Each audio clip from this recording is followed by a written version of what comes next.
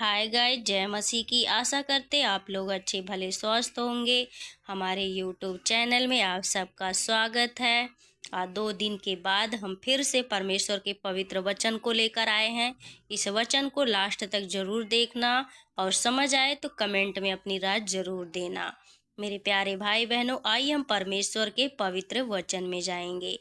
आज हम वचन पढ़ेंगे भजन संहिता 146 का 1 से मेरे भाई बहनों पढ़ेंगे।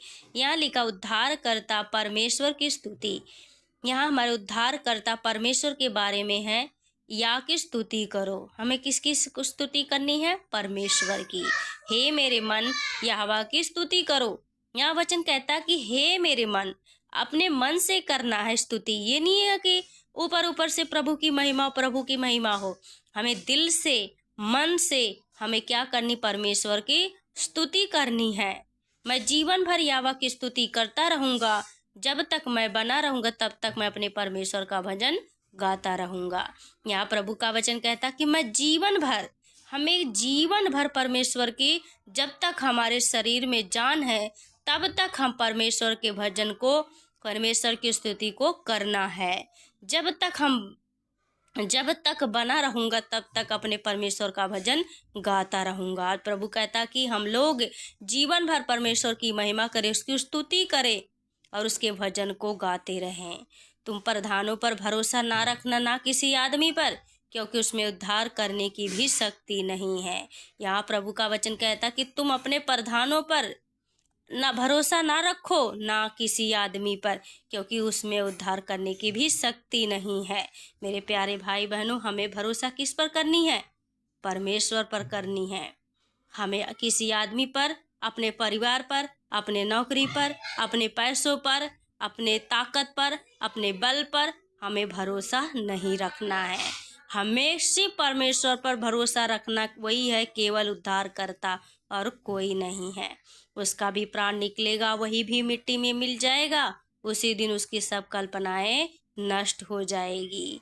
यहाँ प्रभु कहता है कि जो प्रधानों पर भरोसा रखते हैं, जो आदमी पर, वो भी नष्ट हो जाएंगे। यहाँ हमें प्रभु सिखाना चाहता है कि ना हमें प्रधानों पर भरोसा रखना है, ना किसी मनुष्य पर, क्योंकि सब मिट्टी में मिल जाएंगे, सबकी कल्पना नाश हो जाएगी। लेकिन प्रभु एक सा बना है।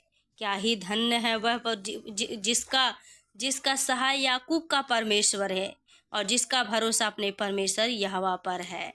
वह आकाश और पृथ्वी और समुद्र में जो कुछ है सबका करता है। वह अपना वचन सदा के लिए पूरा करता रहेगा। वचन कहता है कि क्या ही धन्य है जिसका सहायक याकूब का परमेश्वर है और जिसका भरोसा हमें परमेश्वर पर है। या मेरे भाई बहनों, हमें परमेश्वर पर भरोसा रखना है।